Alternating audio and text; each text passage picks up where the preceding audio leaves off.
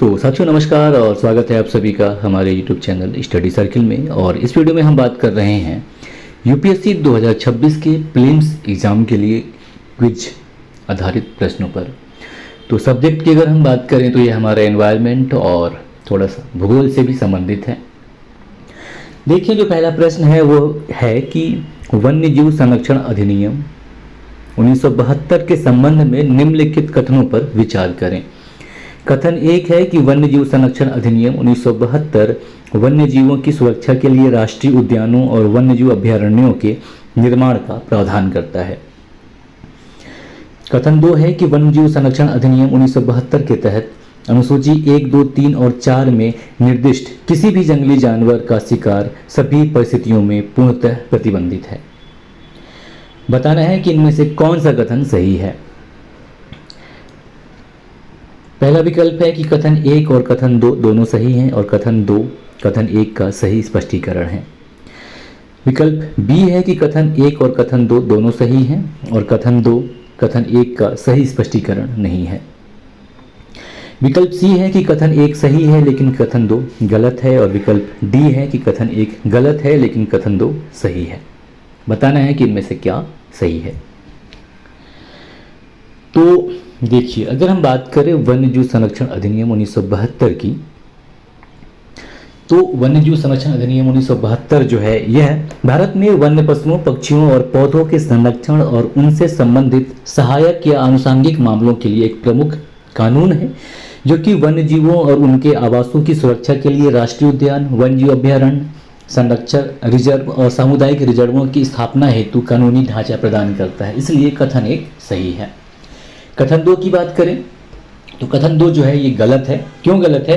क्योंकि हालांकि जो वाइल्ड प्रोटेक्शन एक्ट 1972 है यह इसकी अनुसूची 1, 2, 3 और 4 में जो सूचीबद्ध जानवर हैं उनको कड़ी सुरक्षा प्रदान करता है और यह सामान्यतः उनके शिकार पर प्रतिबंध लगाता है। सामान्यतः उनके शिकार पर प्रतिबंध लगाता है। इसका मतलब ये हुआ कि सभी परिस्थितियों में पूर्ण प्रतिबंध नहीं है। अधिनियम में कुछ असाधारण परिस्थितियों में शिकार की अनुमति देने वाले प्रावधान हैं, जैसे कि आत्मरक्षा के लिए यदि कोई जानवर मानव जीवन के लिए खतरनाक हो जाता है या वैज्ञानिक अनुसंधान या प्रबंधन उद्देश्यों के लिए, लेकिन केवल मुख्य वन्यजीव वार्डन जैसे नामित अधिकारियों से विशिष्ट अनुमति के साथ इनके शिकार करने की अनुमति होती है। इसलिए यहाँ पे सही विकल्प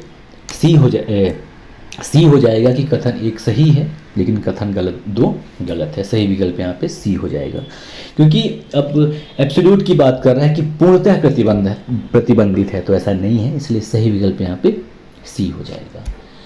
नेक्स्ट है अगला प्रश्न दूसरा कि पेरिस समझौते के अंतर्गत भारत के राष्ट्रीय स्तर पर निर्धारित योगदान एनडीसी यानी कि नेशनल डेवलपमेंट कॉर्पोरेशन राष्ट्रीय विकास परिषद में निम्नलिखित से संबंधित प्रतिबद्धताएं शामिल हैं।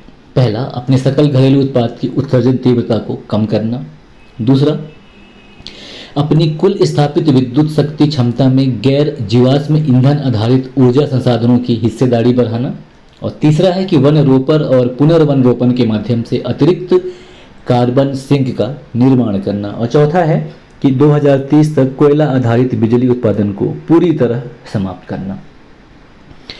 अब बताना है कि उपरोक्त में से कितने भारत के अद्यतन एनडीसी का हिस्सा है, यानी कि अपडेटेड नेशनल डेवलपमेंट कॉर्पोरेशन का हिस्सा है। इनमें से केवल 1, केवल 2, केवल 3, सभी 4। तो कथन 4 जो है कि 2030 तक कोयला आधारित बिजली उत्पादन को पूरी तरह समाप्त करना ये संभव नहीं है, इसलिए कथन 4 जो है ये गलत है। अब कथन 1, 2 और 3 को अगर हम देखें तो जो कथन 1 है ये सही है कि भारत अपने सकल घरेलू उत्पाद की उत्सर्जन तीव्रता को कम करने के लिए प्रतिबद्ध है।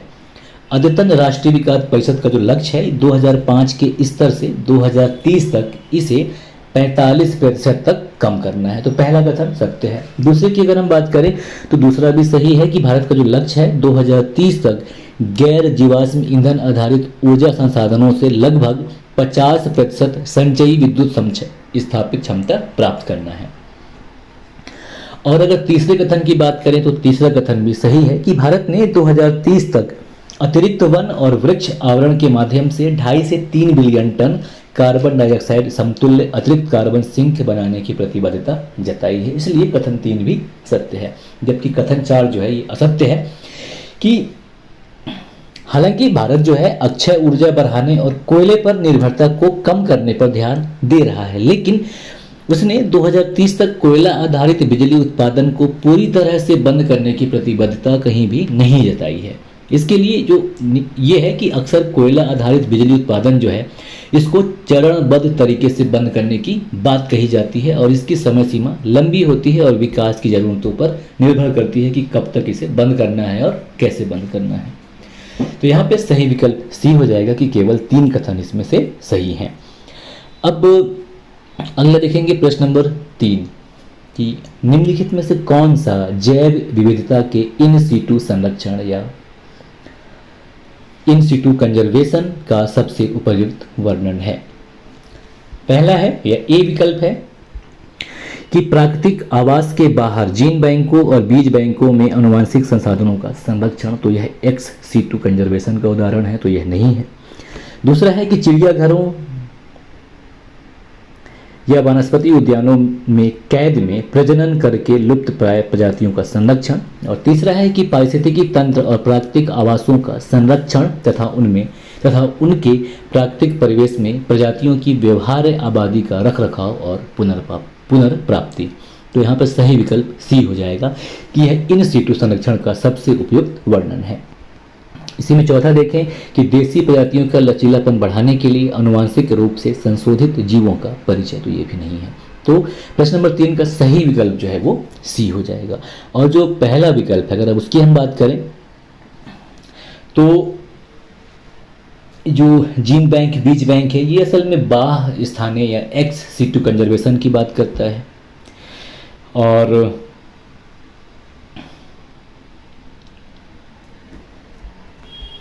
जो विकल्प बी है ये भी एक्स सीटू या बाह्य स्थानीय संरक्षण की बात करता है, और जो विकल्प डी है ये आनुवांशिकी इंजीनियरिंग की बात कर रहा है, जो कि इन सीटू संरक्षण की विधि नहीं है और इसके अपने पारिस्थितिकी मतलब हो सकते हैं। ठीक है, अब प्रश्न नंबर 4 देखेंगे। प्रश्न नंबर 4 है कि निम्नलिखित जीव जंतुओं पर विचार करें। बंदर, जगुआर, कंगारू, ओरंगुटान, उपर्युक्त में से कौन सी विशेषताएं नियोट्रॉपिकल जैव भौगोलिक क्षेत्र की हैं? केवल 1 और 4, केवल 2, केवल 2 और 3, और डी है कि 1, 2 और 4। बताना है कि इनमें से कौन सा यानी कौन से जानवर जो हैं नियोट्रॉपिकल जैव भौगोलिक क्षेत्र में पाए जाते हैं।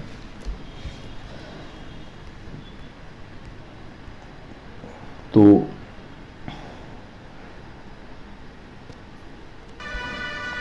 यहाँ पे सही विकल्प जो है वो बी हो जाएगा कि जो जगुआर है ये नियोट्रॉपिकल जैव भौगोलिक क्षेत्र की जानवर है ना।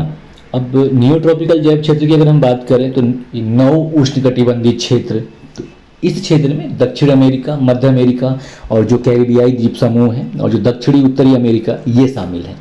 और जो जगुआर है ये अमेरिका की सबसे बड़ी बिल्ली है जो कि इस क्षेत्र का एक प्रमुख शिकारी है जो इसे एक विशिष्ट प्रजाति बनाता है, इसलिए अपना जो जगुआर है ये सही है। तो सही विकल्प यहाँ पे बी हो जाएगा, केवल 2।